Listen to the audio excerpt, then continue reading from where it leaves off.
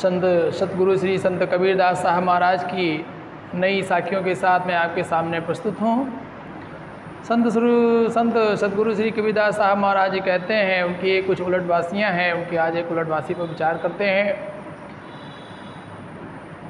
कि कबीरदास की उल्टा बानी बरसे कमर भीगे पानी। कबीरदास की उल्टा बानी बरसे कमर भीगे पानी, नौका डूबे सिल उतराए, वरवनी का पानी वडेरी पर जाए। है ना। तो ये कबीरदास की उलटवासी है और इन उलटवासियों का बहुत ही गूढ़ार्थ लगाया जाता है। आइए पुनः एक बार दोहराते हैं कबीरदास की साखी हो उलटवासी को। कबीरदास की उल्टा बानी बरसे कमर भीगे पानी, नौका डूबे सिल उतराए, वरवनी का पानी वडेरी पर जाए। हाँ, इसको थोड़ा विचार करिएगा दोस्तों। और आज की जो साखी हैं, साखियों पर हम अपना विचार प्रस्तुत करते हैं। पहली साखी है हमारे पास, लाली मेरे लाल की जित देखूं तित लाल, और लाली देखन मैं गई मैं भी हो गई लाल। प्रसंग क्या है? संदर्भ की बात करें, संदर्भ मतलब ये पंक्तियाँ कहाँ से ली गई हैं, तो प्रस्तुत पंक्तियाँ कबीर के रचना बीजक से ली गई हैं, जिसके कि संकलनकर्ता कौन है? धर्मदास हैं, और संपादनकर्ता कौन है? श्याम सुंदर दास जी हैं। प्रसंग क्या बताया गया है कि इसमें परमात्मा के प्रेम में डूबी हुई आत्मा के विभिन्न भावों की क्या की गई है? अभिव्यक्ति की गई है। जो आत्मा है यदि परमात्मा के प्रेम में डूब जाती है तो वह किस प्रकार से ईश्वर को हर जगह पाती है, वह बात यहाँ पर बतलाई गई है। देखिए क्या कहा गया कि लाली मेरे लाल की जित देखूं तित लाल, और लाली देखन मैं गई मैं भी हो गई लाल। अर्थात जो आत्मा है वह परमात्मा के प्रेम में डूबी हुई है, परमपिता परमात्मा के प्रेम में डूबी हुई है, और वह जिधर भी देखती है, अर्थात वह जीव आत्मा जिधर भी देखती है उधर अपने ईश्वर का, प्रभु का गुणगान ही दिखाई पड़ता है, प्रभु की महिमा ही उसे दिखाई पड़ती है। और इस प्रकार जब वह जीव आत्मा अपने प्रभु की उस लाली को, अर्थात उस ज्ञान को, उस ज्ञान प्रकाश को देखने के लिए जाती है, क्या लाली देखन में गई, और जहाँ पर वो पहले देखती है कि जिधर भी देखती है उस तरफ से क्या है? प्रभु की महिमा ही, परमपिता परमात्मा का ही प्रकाश दिखाई पड़ता है, हर तरफ परमात्मा की ही चर्चा पर चर्चा सुनाई पड़ती है। और जब वह आत्मा, जीव आत्मा उस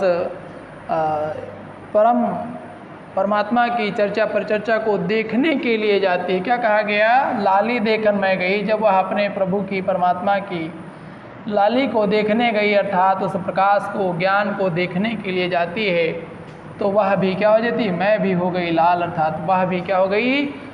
उसी परम पिता परम तत्व की तरह क्या हो गई? प्रकाशमान हो गई, अपने गुरु की तरह ज्ञानवान हो गई। उसके जो ज्ञान चक्षु हैं वह खुल जाते हैं, अर्थात जो जीव आत्मा है वह क्या हो गई? ज्ञानवान हो गई। उसके जो ज्ञान चक्षु थे, जो हमारी ये इंद्रियां हैं, आँखों से जो कुछ हम देखते हैं ये अलग चीज़ है। जो ज्ञान इंद्रियां हैं, अर्थात अंतरात्मा में जो हमारे ज्ञान है, वह अंतरात्मा में ज्ञान जाग गया। उसकी जीवात्मा क्या हो गई? जाग गई, अर्थात प्रकाशमान हो गई, और उसके ज्ञान चक्षु खुल गए। ज्ञान चक्षु क्या हो गए? हमारी जो आत्मा है, आत्मा के ज्ञान चक्षु खुल गए, हमारे अंतर हृदय में क्या हो गया? प्रकाश हो गया। विशेष क्या बताया गया है? विशेष बात अगर हम देखें तो इसमें क्या है? आत्मा जो है प्रेम में अपने परमात्मा के डूबी हुई है, और उसके प्रेम में डूबी हुई आत्मा के विभिन्न भावों की अभिव्यक्ति यहाँ पर हमें देखने को मिलती है। और देखते हैं कि लाली देखन मैं गई मैं भी हो गई लाल, और लाल लाल में क्या है? ध्वनि साम्य अलंकार हमें यहाँ पर दिखाई देता है। बात समझ में आई साथियों? ठीक, अगली साखी की बात करते हैं। सुखिया सब संसार है खाए और सोए, और दुखिया दास कबीर है जागे और रोए। जागे और रोए। कबीरदास जी कहते हैं कि इस संसार के जो सभी लोग हैं, यद्यपि इसी संसार में रहते हैं, इस संसार में रह रहे हैं और वह क्या है, अंधकार में है, अंधकार में उनका जीवन है, वह इस मृत्यु लोक में रहते हैं, लेकिन क्या है, खा पी रहे हैं और मस्त सो रहे हैं। उन्हें अपने आप को उस परम तत्व से मिलाना है, अपने चेतनता को जगाना है, इस बात में कोई विचार नहीं कर पा रहे हैं। लेकिन जो कबीर दास हैं, दुखिया दास कबीर है, जागे और सोवे रोवे, जो कबीर दास हैं उनकी क्या है, उन्हें ज्ञान मिल गया है, उन्हें आत्म तत्व परम तत्व की जानकारी प्राप्त हो गई है, और जिस कारण से वह ईश्वर से प्रेम कर बैठे हैं, और ईश्वर से प्रेम करने के कारण वह क्या कर रहे हैं, ईश्वर से जल्दी साक्षात्कार करना चाहते हैं। अतः उस साक्षात्कार के लिए वे व्याकुल हैं और परेशान हैं। इसमें कबीरदास जी कहते हैं कि संसार के जो सभी लोग हैं वह मोह माया में ग्रस्त हैं, अंधकार रूपी रात्रि में जी रहे हैं, वह अपने समय को क्या कर रहे हैं, नष्ट कर रहे हैं। अपना जो चेतन स्वरूप समय है, जिस समय में वे क्या कर सकते हैं, अपने लिए चेतन की बात कर सकते हैं, अपने अंदर हृदय को जगा सकते हैं, आंतरिक ज्ञान को प्रकाश में बना सकते हैं, उस समय भी वे क्या कर रहे हैं, सो रहे हैं, विषय वासनाओं में डूबे हुए हैं, विषय भोग में डूबे हुए हैं, उन्हीं में लिप्त हैं, और क्या है, खूब बढ़िया उनमें खा पी करके क्या मस्त पड़े हुए हैं। अपने आप को चैतन्य की अवस्था में लाने के लिए वह कोई भी प्रयास नहीं कर रहे हैं, अर्थात वह अपने समय को नष्ट कर रहे हैं। इस बात का कबीर को दुख है कि यह संसार अपने उस अमूल्य समय को नष्ट कर रहा है, जिस समय में वह अपने अंदर के ज्ञान को जगा करके अपने को क्या उस परम तत्व से मिला सके या परम तत्व को जानने का प्रयत्न कर सके, वह मूल्य समय क्या है, खो रहा है।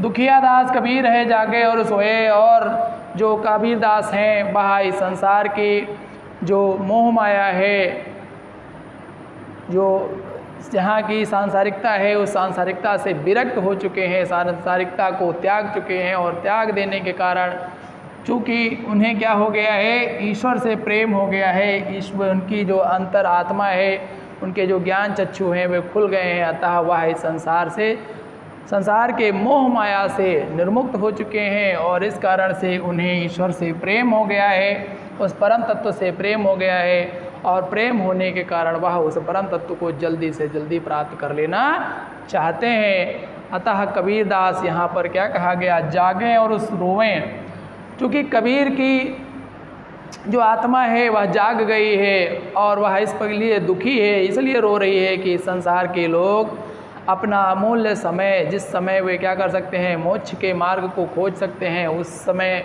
वह केवल विषय वासनाओं में डूबे हैं, खा पी करके सो रहे हैं, अंधकार में पड़े हैं। और दूसरा कबीर को यह दिक्कत है कि चूँकि उन्हें अब ईश्वर का ज्ञान हो गया है, अतः वह ईश्वर को जल्दी से जल्दी प्राप्त करना चाहते हैं। इन दोनों ही दुखों से कबीरदास बहुत ही क्या हैं, परेशान हैं, बहुत ही पीड़ित हैं, और वे क्या कर रहे हैं, रो रहे हैं संसार में।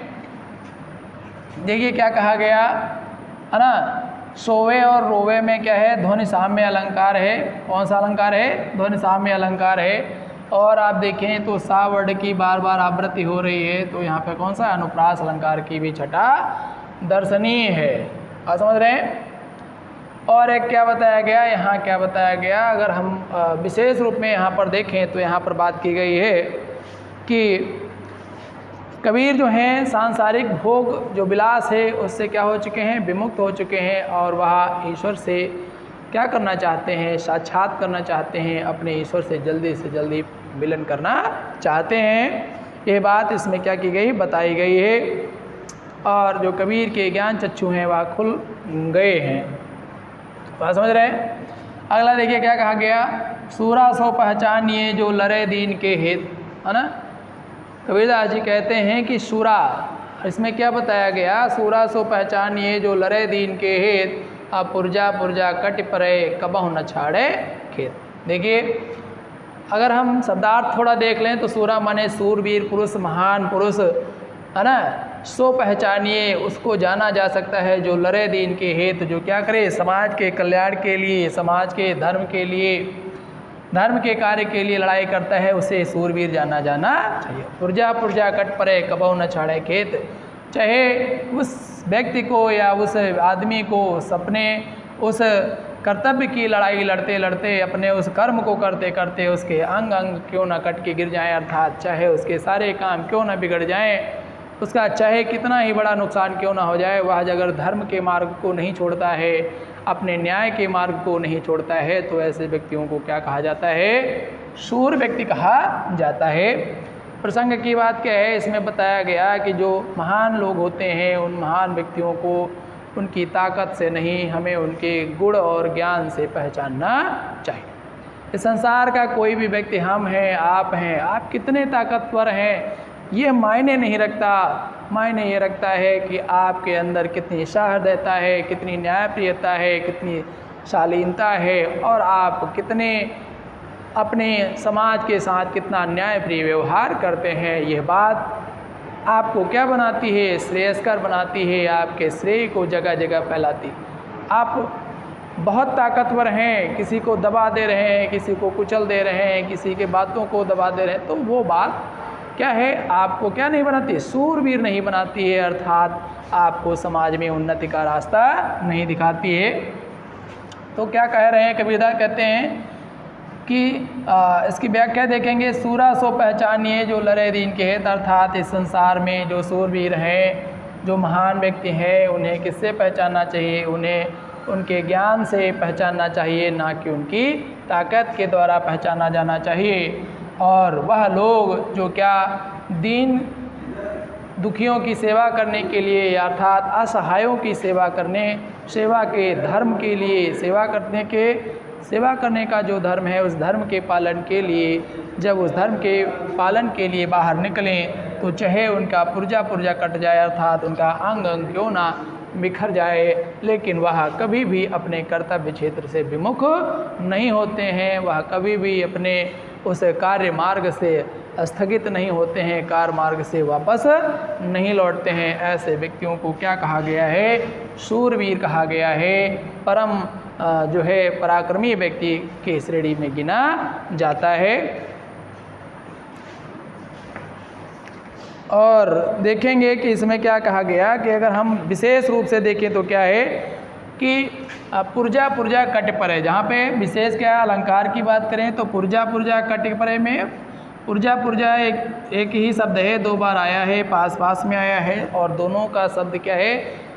एक ही है। पुर्जा मतलब अंग अंग। तो जब कोई शब्द एक से अधिक बार आए और उसके शब्द में, है ना, अर्थ में कोई परिवर्तन न हो, तो वहाँ पर पुनरुक्त प्रकाश अलंकार की छटा दर्शनीय होती है। और यहाँ पे देखेंगे अनुप्रास अलंकार का जो ध्वनि साम्य है, खेत और हेत में क्या है? ध्वनि साम्य अलंकार भी क्या छटा दर्शनीय होती है। तो ये विशेष रूप से बात हो जाएगी यहाँ पे।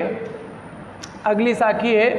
साखी को मैंने बताया था साथियों, साखी क्या होती है? कबीरदास जी ने अपने जो दैनिक जीवन था, अपना जो लौकिक जीवन था, लौकिक जीवन में उन्होंने जो भी बातें अनुभव की, उन अनुभव के आधार पे उन्होंने जो भी तथ्यों का उद्घाटन किया, जो भी बातें बताई संसार के लोगों को, अपना जो आध्यात्मिक मार्ग बताया, रास्ता बताया, उन साखियों को ही क्या कहा जाता है? साखी कहा जाता है। उन पदों को ही साखी के नाम से जाना जाता है। अर्थात इसके तर्क में कबीरदास महाराज जी कहते हैं कि तू कहता कागज़ की लेखी, मैं कहता आखन की देती। अर्थात यदि कोई संसार में कोई नियम बना दिया जाए, जैसे आप सभी जानते हैं कि बहुत से नियम बने हैं, सरकारी अस्पतालों में जाइए, बहुत से नियम बने हैं, मरीजों की भर्ती की जाएगी, दवाई दी जाएगी, चार्ट बना हुआ ये वो, लेकिन वहाँ पर पहुँचने के बाद पता चलता है कि दवाई की सुविधा नहीं है, चेयर नहीं है, ये नहीं है, वो नहीं है, डॉक्टर साहब नहीं है, फला। तो बहुत सी ये हो गई लिखित व्यवस्था कि सब लोग हैं, लेकिन जब आप अनुभव करेंगे, वहाँ जाएंगे, तो देखेंगे कितनी भीड़ है, कितनी मारामारी है, कहीं कोई आपको पूछने वाला नहीं है। तो ये सब जो बातें हैं, या है पूछने वाले तो कोई बहुत लाग लपेट करके आपको क्या कर रहा है? देखभाल कर रहा है। तो ऐसी बातों पर क्या किया कबीरदास जी ने उस समय, अर्थात 1398 में जब उनका जन्म हुआ, तो लगभग 1450 ईस्वी में इन बातों पर क्या कर रहे थे? अपना तीखा प्रहार कर रहे थे, तीखा व्यंग कर रहे थे। और समाज को सचेत कर रहे थे। अतः हम उनकी बातों को कहते हैं कि आज भी क्या हैं, प्रासंगिक हैं, अर्थात हमारे युग में